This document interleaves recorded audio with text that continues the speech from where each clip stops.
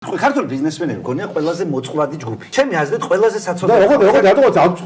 არა, გეტყვით რა ხა, აი მე ხომ ნახულობდი პარლამენტში იყო რამდენი ხოცი ბიზნესმენი. რამდენი ბიზნესმენი ყოჩმაში.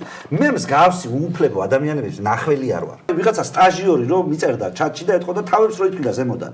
და თუ ვინმე არ ესტრებოდა მილიონერი როა კაცი. თქვენზე არ უკადრებიათ, სხვაგან ჭირდებოდით, თორე იქ მე არ გისურვებთ მოხვედრას.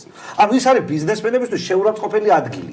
სადაც ბიზნესმენი ვერც კიდე მე მაგალითად მივდიოდი ხოცებთან და ვეუბნებოდი რომ გადაცემა დამიფინანსეთ მეთქი. საქართველოს დაბადება 5 მილიონი ნახვა აქვს. ხალხო, აი ესეთი გადაცემა მაქვს საქართველოს ისტორიაზე. მოდი მაპოვნეთ სპონსორი, რომ გირჩი არ იყოს რა სპონსორი, ვიღაც სხვა ის იყოს. ამხელა ხალხი პატარავდებოდნენ, რომ ველაპარაკებოდნენ. მე ყველგან არის. მე თქვენ რამდენჯერმე მოსული პარლამენტში, ყოველთვის მოვედი, იმიტომ რომ ვიღაცის მეგინები და ოცნების ტიპისთვის მაგალითად ტელეკომუნიკაციაზე. იმიტომ რაღაც არ ხდებოდა, მაგრამ მოვიდოდი ეს ევასება შეიძლება კაც მილიონები კონდეს და ესეთი ყოფა, ესეთი სამუშაო გევასება. რა ვიცი მე. არ იცით რომ თქვენს კოლეგებს ეშინია? არა. კიდე